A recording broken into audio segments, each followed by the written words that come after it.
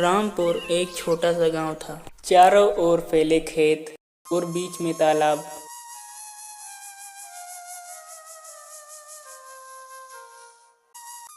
दिन में ये गांव बड़ा प्यारा लगता था।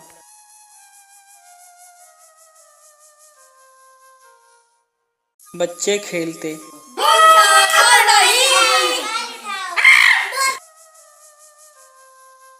और महिलाएं कुएं पर पानी भरती। मर्द खेतों में मेहनत करते।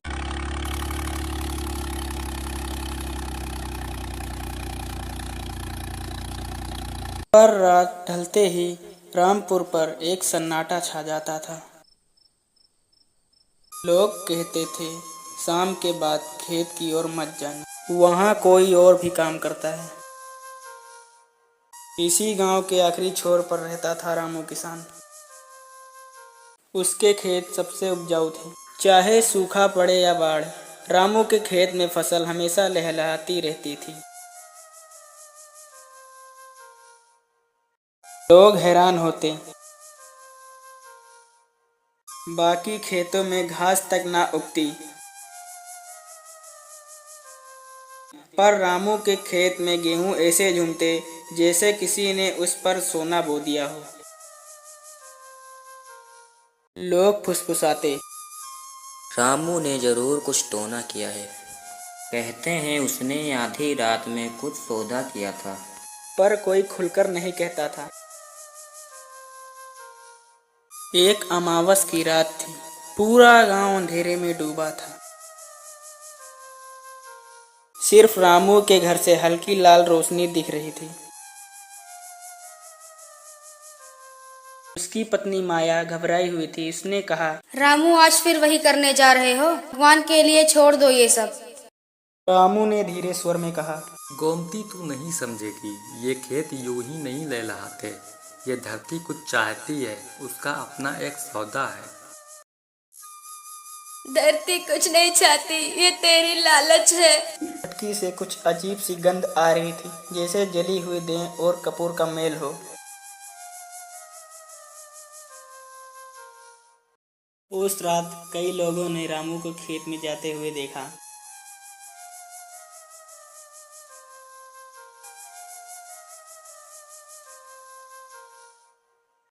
सुबह जब सूरज निकला तो गांव के कुछ लोग खेत की ओर गए, पर उसे वापस आते हुए किसी ने नहीं देखा।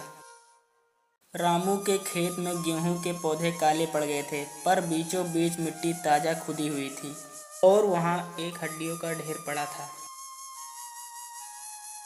किसी ने रामू को नहीं देखा, डरकर भागे।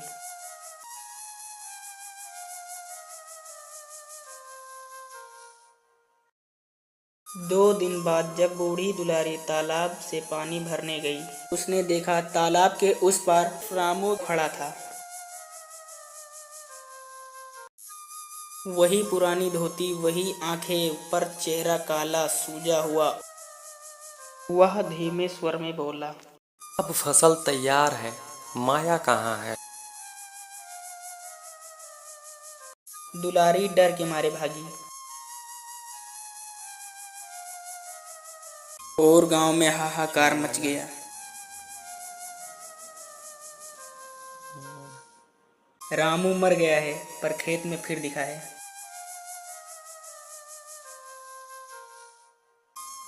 गोमती को जब यह खबर मिली तो वह पगला सी गई। रात होते ही उसने दिया जलाया। हवा भारी थी, पेड़ झूम रहे थे और कहीं दूर पेड़ की घंटियों की आवाज आ रही। धीरे धीरे दरवाजे पर दस्तक हुई।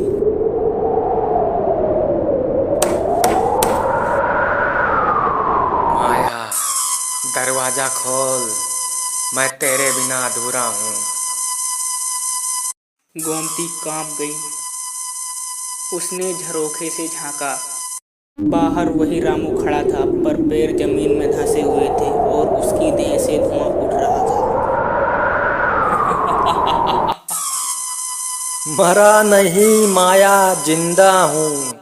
धरती ने मुझे लौटा दिया, अब मैं खेतों की रखवाली करूंगा। गोमती चिल्लाई। माया ने दरवाजा बंद कर लिया और रात भर मंत्र जपती रही। और जब माया सुबह उठी तो उसने देखा दरवाजे पर सिर्फ खून की लकीरें बिछी हुई थी। उसके बाद रामपुर में अजीब घटनाएं होने लगी। बच्चों को बुरे सपने आते,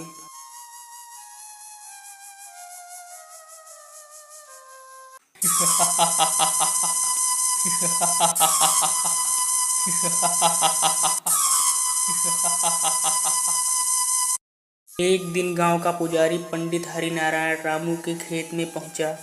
उसने खेत के बीच में खड़े होकर कहा, जो भी अपवित्र आत्मा यहाँ है, जा, तेरी जगह अब इस धरती पर नहीं है। अचानक हवा तेज हो गई। पंडित ने देखा मिट्टी के नीचे से हाथ निकल रहे हैं, जैसे कोई उसे पकड़ने की कोशिश कर रहा हो।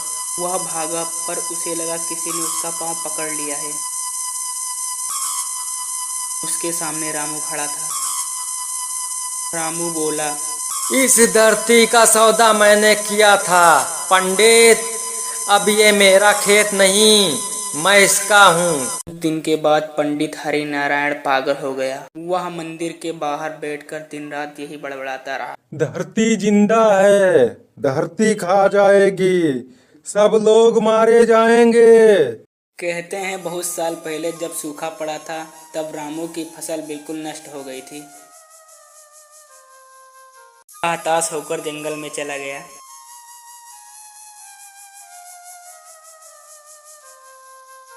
वहाँ उसे एक अजनबी साधु मिला।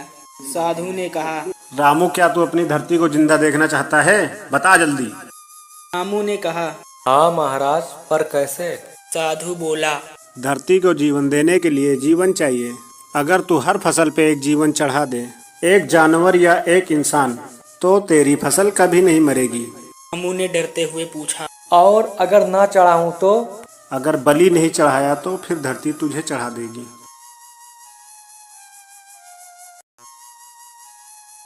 उस दिन से हर अमावस पर कोई न कोई गायब होता रहा, कभी बकरी, कभी खेत का मजदूर।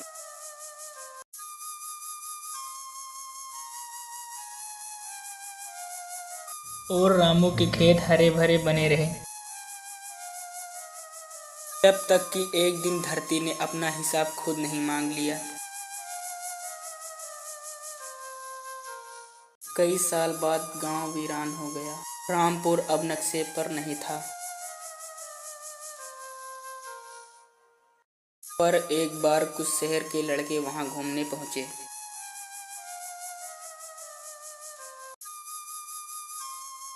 जब वे पहुंचे तो हवा बिल्कुल बंद थी, चारों ओर सन्नाटा था। अचानक उन्होंने देखा दूर से कोई उनकी ओर चला आ रहा है।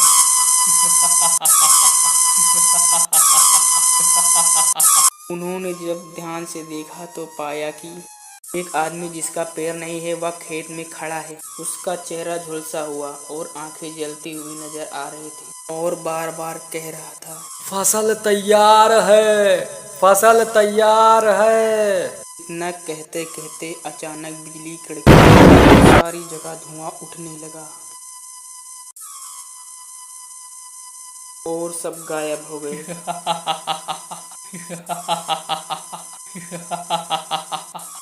सुबह जब लोग उस तरफ आए तो देखा जो शहर के लड़के थे उनके कपड़े खून से सने हुए मिले।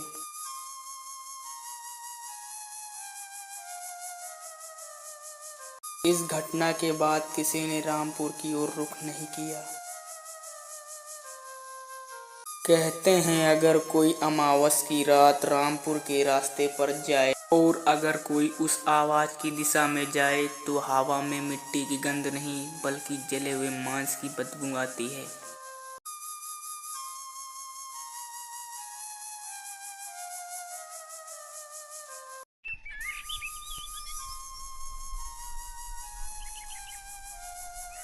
लोग कहते हैं रामू अब भी वहीं पर है। तो दूर से किसी के चलने की आहट सुनाई देती है।